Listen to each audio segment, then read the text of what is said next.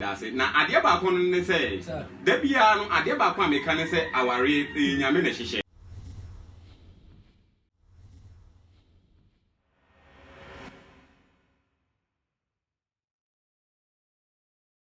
Eye mosomfo senior counselor ene masan ababiemu.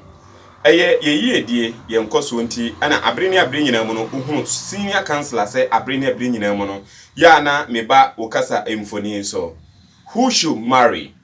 Eno ene topic a ye mbeden me beka ho asem na ye sub topic ne ye say what type of lady a man should marry. What type of lady a man should marry. So ene de me kan ayeden edi ama emema no na omahunu type of oba abre nyina mu no ya na say omoye den omo eware wom den ewo ho. Ni part 2 of this video no I'll bring more of a mema no so no type of a mema a maso so no say omoye den omo eware omo den ewo ho na ebeye akono papa enti ene de emema no munyi masum na munye den muntie de den ekoso den ewo ho ebia na unua ebema bi de enye den enkuyi den ewo ho enti na ebia program yi beko na wie yenom you can get even the direct one bia ebi kura na wo ye oba den ewo ho but ubenya bi den ewo mu okwan ne kakra no ebetimi aye oba dia okwan ne kakra bi so a emema de but wo oba so ubenya bi aye den de afri mu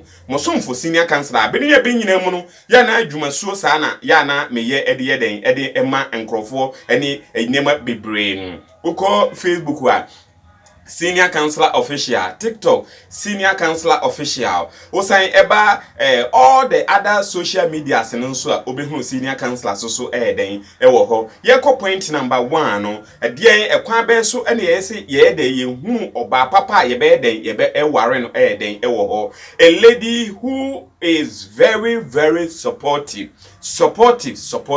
Oba abri nyina mu no oboa den ewo efie eye oba first say oye den odwen no ho say oba we de nyame na ayeden ayi na ama me say me yeden me ware no enti say uyo obema na wahye ne nso den ewo ho abri nyina mu no ontu osika enye den engu emfa obi fufuru bi a onsem fata say oyeden woba wabrabum den ewo ho. Very supportive, very supportive. Yeba supportive na yebe den yebenya bi ayeden edi efiri ho say oba abri nyina mu no oyi ne sika den edi eboa wo ho eba se otu obemafo a odi ne nsem den egu ho a utimi hu se oba we de wo wadwen ni nyansa ni nimdi a abri nyina mu no ye den yetimi ene ne den etu anamo den eko nenim eno nti na mosomfo senior counselor abri nyina mu no uhunu se me kasa abri nyina mu no a se ye radio so se ye TV so no abri nyina mu no uhunu dwumasuo soronko a me ye den me ye ede ma amanfo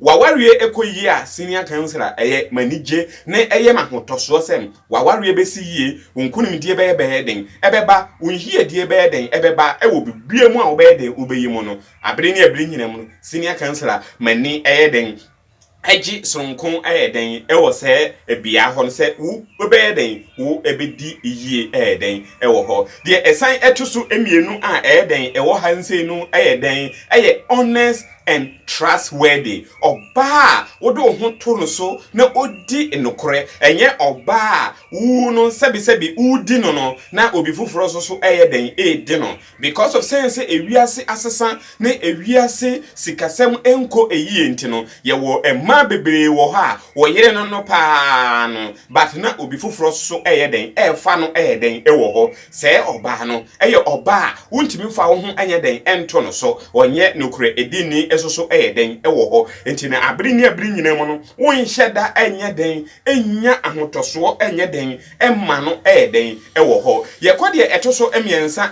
den ewo ha ye abibifuo na ye Africa no so no se unya oba onim se de ye nua aduane na wonim se how to receive visitors because abibifuo ne de ye wo maame ye wo papa ye wo sister ye wo nuafo no mu enyina ye den ewo ho abri nyina mu no ya na omo ye den omo ba besra yen den ewo ho nti abri nyina mu no omo ba besra yen den ewo ho dia se wunya ehire a abere ne abere nyina mu no obehunu se de obeyeden obenu aduane aduane no esigya so kura no weden ewo ha wote sent ni eyeden ewo living room eyeden ewo ho esigya so kura na wo bedroom a wote sent ni wo ho enye de wote sent na wo beti bi ayeden edi no na je se enka ese eyeden ewo ho o ma me ba ohunu kwan obefa so obeyeden obegye no agye no ahunu kwan obefa so a one no o ma me ebeyeden nante eyeden ewo ho ye de esan edi ho ebiemu a etoso enan no eyeden oba obe spending the time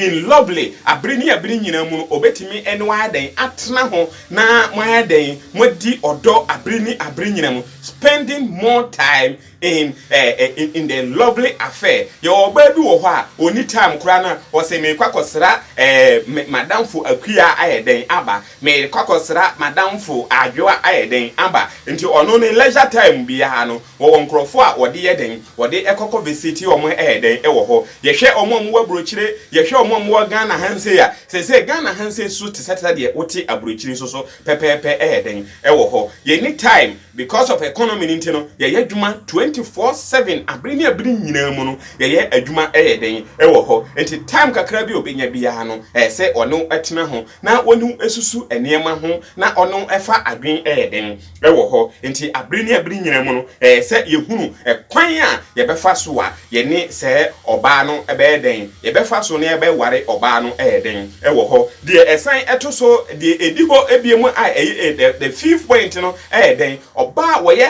hard working and have great ambition. Yes, a lady who is hard working. Your first in na ka say oba ni office and eyeden mukase. Say narrative na say ensesan ayeden abamu kese eyeden ewo ho. Enti ensesan na abamu kese no eyeden ewo ho no. Abri enyina mu no say oba eye adwuma ene obema nso eyeden eye adwuma eyeden ewo ho. Enti say oba ye adwuma na obema nso eyeden eye adwuma esoso eyeden ewo ho dia na enso make sure say obeware oba oye adwuma ne nsaka ne nan eka na enkonkoye oba abri nyina mu no oye tai ho bedi wo na netembia no ese oye den wo som no netembia wo ana ese okope eyeden ede eba eyeden ewo ho but enye oba ese ono nso so eboa wo asetena mu se obema wo fa school fees enkwala school fees wo na utia dan wo na utia light bill wo na utia water bill a utia ye bedroom ne benini ye de sofi abo afuru so ye kun at once by force ewa bra wo time enye den enuru ya ese wo ye den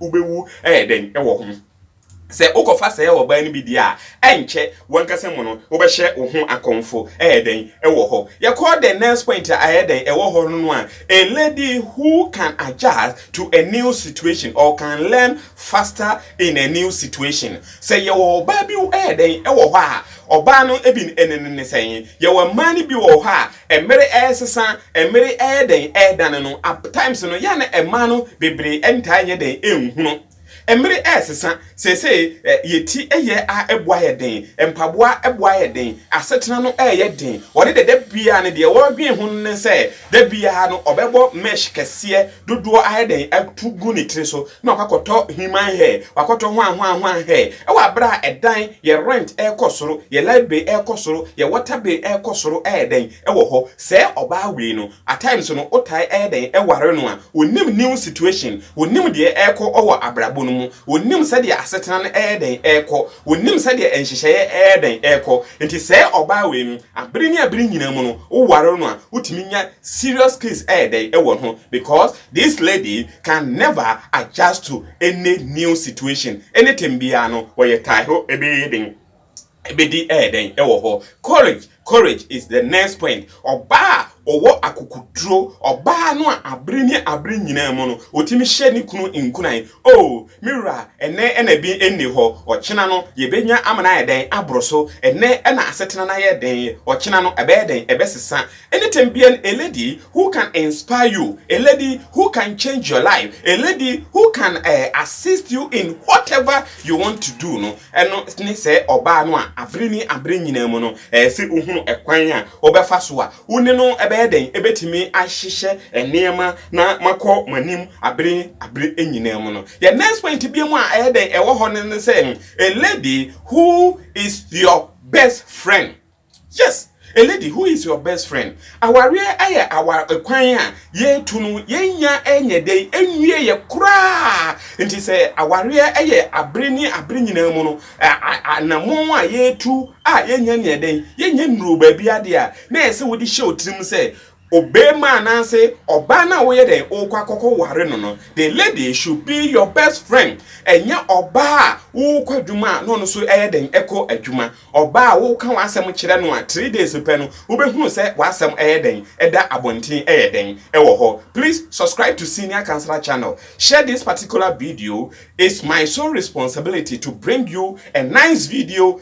My said yes me di nice video, very educative ones, of course. Den the bread or doorsteps abre nyina mu den ewo ho. Eno ne masetna ene manije say abre nyina mu ubedi yie ubekwasu yie obi bia be hihye yie asetna besesa na wo ene me no enhyehyeye ni bibia no den abamu ni ya ware aye successful den ewo abrabo a you twedian ponya metiasfo no den de mayen den ewo ho. A lady who is a good listener. Mostly you could see some of the ladies no nikunu eka no den aka b.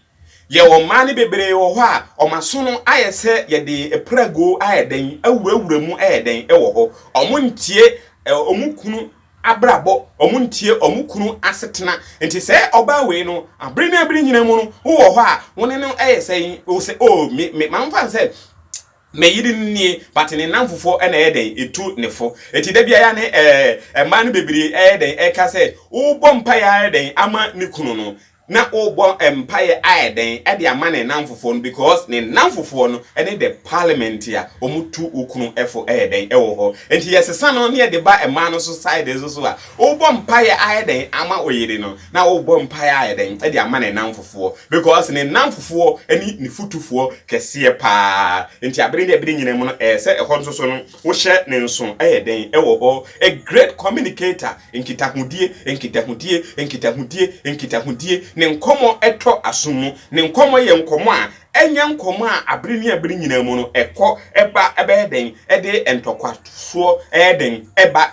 A lady who is independent and very very strong. Ye wo mani bebre wo ho a omko aware mu a bibia no je okodan ne maame bibia no je okone maame ho bibia no je okofa futuo den efiri ne maame ho. A lady like this no abre nyina mu no okokọ ware no ya na unya problem kese den ewo ho enti oba te sese no abre nyina mu no se uyo obema na wokọ ware bia ma wani enya den ena wo ho because bibia ebesi den ofie bia no obe make sure say obe dey obe friend maame na wa den wa bone maame amane but eba enam dia eno die onye den omo ne maame amane but say yedie eba say enkoso den eba say enhira den eba no bibia no obo ne maame amane den ewo ho but enade eno die omo ne maame amane den ewo ho. A great a sense of humor. See, yes adwen no say anything bia no odwen ho na anything bia no ohunu say yes onipa asumesi ana menene ye den menene eti den ewo ho say woye oba so a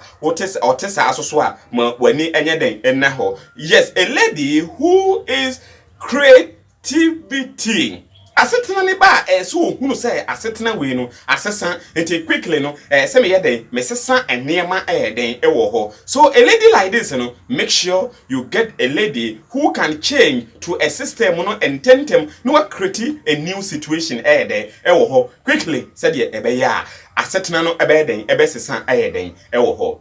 Yes, musomfo senior counselor ni abre nyina mu no mekasa ya na mekasa se wawari ebeye ye unkuso ebeba uye die ebede ebeba da foforo senior counselor ebeba na wasan abeyeden abekasa ama wani ayeden age na enkoso so ayeden aba. Subscribe to Senior Counselor channel. Let me see your comment on your comment section. You may have idea more than what Senior Counselor also have. Please. Yes, I need sponsorship line. Yes, this is one of my sponsorship line. I need more sponsorship. Yes, more sponsorship. Plus 233 54 38 70 990 plus 233 54 38 70 990. This is senior counselor line. This is one of my helpline. You can call me if you need any counseling. Yes. Secondly, you can also call me for a sponsorship. Yes. For the video to trend or for the nice video work, ni nyina no get ma hoden eka ho ewo. Senior counselor will come back to your screen again with another wonderful episode, another great video once, of course. Our next session will be for the men. Yes, will be for the men. Once again, senior counselor for you. Bye bye.